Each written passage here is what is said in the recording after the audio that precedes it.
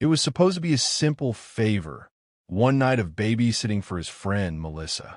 Ethan had known her since college. She was kind, responsible, and rarely asked for help. So when she called, her voice trembling slightly, he didn't hesitate. "It's just for a few hours," she said. "I have to attend a night shift at the hospital. Emily's already asleep. You'll barely even notice she's there." Ethan laughed. "Sure, no problem. I'll bring snacks and a movie." Melissa smiled weakly when he arrived at her small suburban house. It was cozy but oddly quiet, the kind of silence that presses against your ears. She handed him a baby monitor and a handwritten note taped to the fridge. "Dinner's in the oven. Don't open the nursery door after 9 p.m. She gets restless at night." He found it strange but didn't want to ask. Maybe it was some parenting quirk, he thought. When she left, Ethan settled on the couch, the TV flickering in the dark. The baby monitor glowed beside him, a tiny window into the nursery. He saw little Emily sleeping soundly in her crib, clutching a stuffed rabbit. Hours passed quietly. The wind howled outside, branches scraping softly against the windows. Then a noise, a faint creak from upstairs. He froze. He looked at the baby monitor again. Emily was still sleeping. But the sound came again, louder this time, like small footsteps pacing the hallway above. He turned down the TV volume, holding his breath. The footsteps stopped. Silence. Then, from the monitor, a soft rustle and a child's whisper. "Where's Mommy?" Ethan's stomach tightened. He glanced up the stairs, the darkness waiting like an open mouth. It was only 8:57 p.m., and in 3 minutes, the rule on the fridge would matter more than he could ever imagine. Ethan's eyes flicked toward the kitchen clock, 8:59 p.m. He remembered the note Melissa had left. "Don't open the nursery door after 9 p.m. She gets restless at night." At first, it seemed like a strange bedtime routine. Maybe Emily had trouble sleeping. Maybe the light startled her. Who knew? But after hearing that faint whisper through the monitor, the words on that note didn't feel so harmless anymore. The old house groaned as if exhaling with him. He tried to shake off the unease and went to pour himself a glass of water. But then the sound came again, soft thuds like tiny hands tapping against wood. "Knock, knock, knock." Ethan's gaze shot toward the staircase. "Emily," he called out gently, half laughing, half nervous. No answer. He grabbed the monitor from the table. The small screen flickered with static, then cleared. Emily was no longer in her crib. The stuffed rabbit lay on the floor. His chest tightened. "Okay, maybe she's playing," he muttered, though the words didn't convince even him. He started up the stairs, slow and cautious, every step creaking under his weight. The hallway light above was flickering, buzzing faintly. The nursery door stood slightly open, just a crack, and from behind it came a faint, rhythmic whisper, almost like a lullaby being hummed off-key. He stopped at the top step. The digital clock on the hallway table switched from 8:59 to 9 o'clock. The instant it changed, the humming stopped. Complete silence. Then, a sharp tap from inside the nursery. And another. And another. The doorknob turned by itself, a slow metallic squeal echoing through the house. Ethan stumbled backward, pulse racing. The baby monitor in his hand flickered again, and on the screen, he saw something moving in the room. But it wasn't Emily. Something taller was standing beside the crib, its shadow bending in ways no human body could. Ethan's hands trembled as he stared at the baby monitor. The image flickered with static lines, but the shape beside the crib was unmistakable, tall, thin, and swaying slightly, like a dark silhouette breathing. He blinked hard. The picture distorted again, and for a second, the shape was gone. In its place, little Emily sat upright on the floor, facing the camera, her head tilted downward, hair covering her face. "Emily," Ethan whispered, his voice barely audible. "Hey, you okay, sweetheart?" No response. But then she moved. Slowly, she lifted her head and stared directly into the camera. Her eyes, unblinking, seemed to meet his through the screen. "Emily," he said again, louder now. Her lips began to move, whispering something too faint to understand. He turned up the monitor's volume. Static hissed, then a soft, broken voice came through. "Don't let her in." Ethan's heart slammed in his chest. "Don't let who in?" he asked, his voice cracking. Then the feed glitched again, just for a split second, but in that brief frame, something appeared behind her. A woman's face, pale and distorted, eyes hollow and mouth twisted into a smile. The image cut out completely. He bolted up the stairs, phone in hand, intending to open the nursery door, but stopped himself. The note. The rule. Don't open the nursery door after 9 p.m. He pressed his ear against the door instead. Inside, silence. Then, soft laughter. But not the laugh of a child. It was deeper, wet, gurgling. He stumbled back, whispering, "No, no, no." The monitor in his hand crackled back to life. Emily was now standing in the middle of the room, her head tilted to one side. Her mouth moved again, slowly, deliberately. This time, the words were clearer. "She's behind you." Ethan froze. The monitor slipped from his hand and hit the floor. Behind him, the hallway light flickered once, and something breathed against his neck. Ethan didn't turn around. Every instinct screamed for him to run, but his body refused to move. The air behind him felt heavy, cold, as though someone were standing too close. He swallowed hard, forcing his voice out. "Melissa," he whispered, barely hoping for an answer. The hallway light above him flickered, buzzing like a dying insect.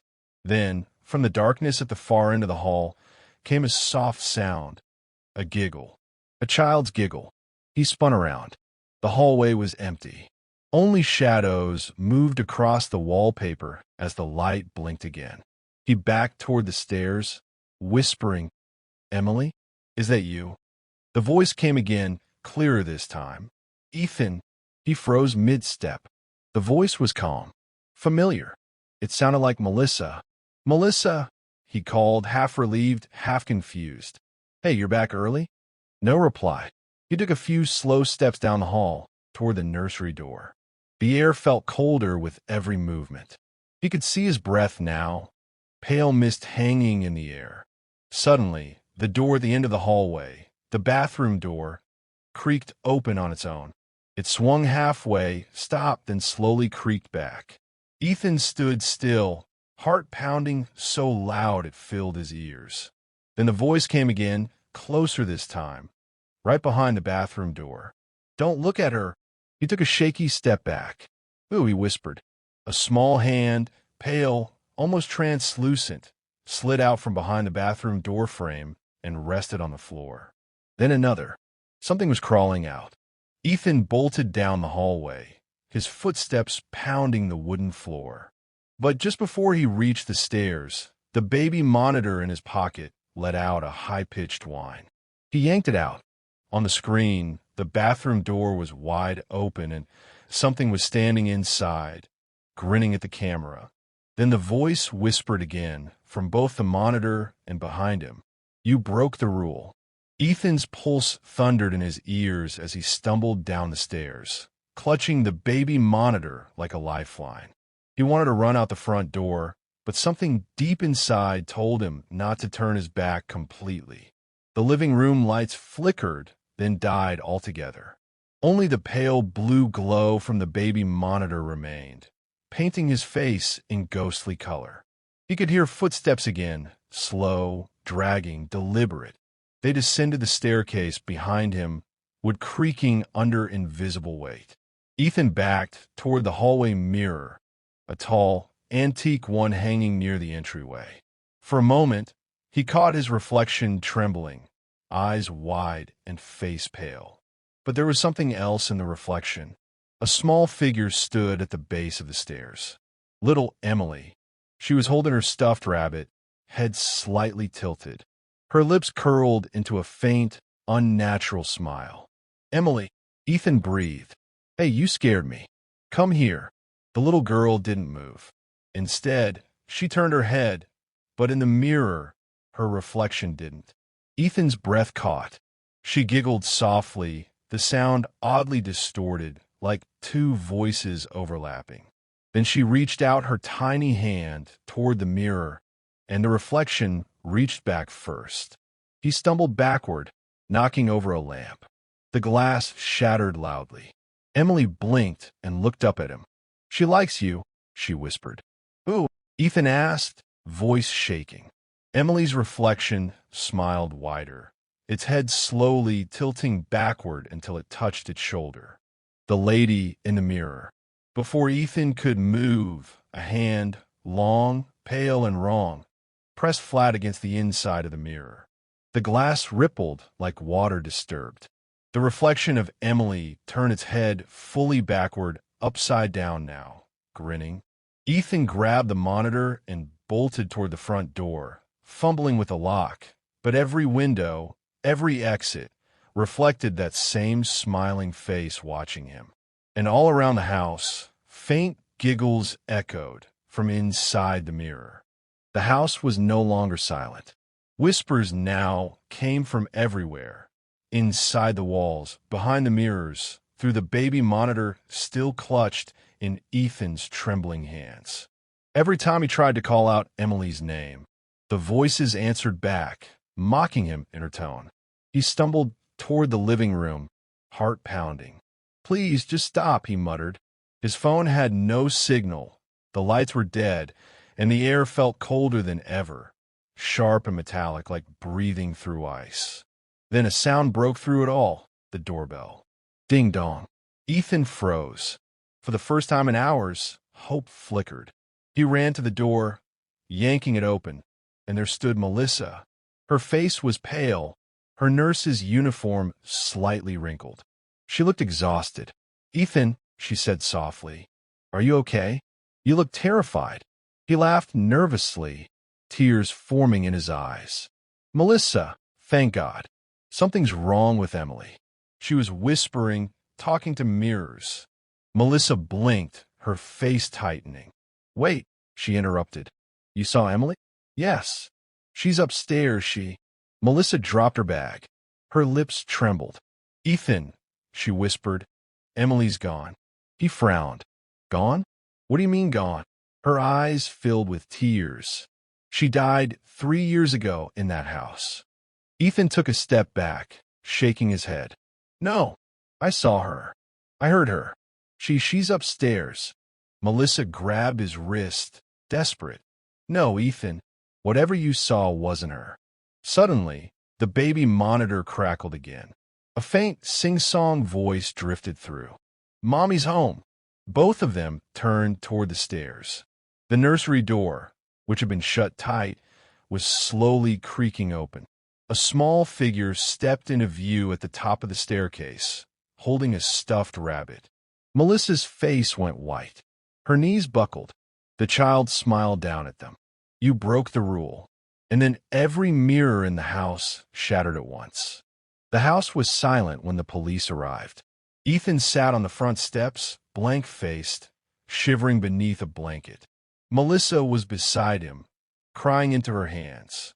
Neither spoke a word as the flashing red and blue lights painted the walls in ghostly colors. 2 officers entered the house, stepping carefully over the shattered glass and broken furniture. One of them picked up the baby monitor lying in the hallway. The screen was cracked but still faintly glowing, its feed frozen. "Looks like he recorded something," the officer muttered. They carried it outside to the patrol car, hoping to recover the footage. Hours later, inside the precinct, the technicians managed to replay the final moments. The room on screen was the nursery, dim, quiet, and perfectly still. At first, nothing seemed strange. Then, Emily appeared. She was sitting in the middle of the floor, whispering to someone just off camera. Her voice was calm, almost sweet. "You scare, Mommy. Should I show in your face now?" The officers exchanged uneasy glances. On the feed, Emily turned toward the camera. Her eyes glowed faintly red in the night vision light. She smiled, and then something stepped into the frame behind her. It was tall, impossibly thin, its face twisted in a way that defied anatomy, as though it had been painted on. Its long fingers rested on Emily's shoulders. She giggled softly. Then, the creature leaned close to the lens. The screen filled with its face, wide eyes, jagged mouth, whispering words that distorted the audio. She likes when they watch. The video cut to static. The technicians removed the SD card, but when they looked back at the monitor, the feed had returned. Live. Only now, the camera was facing them. And for a brief moment, the dark reflection of something tall flickered behind their chairs.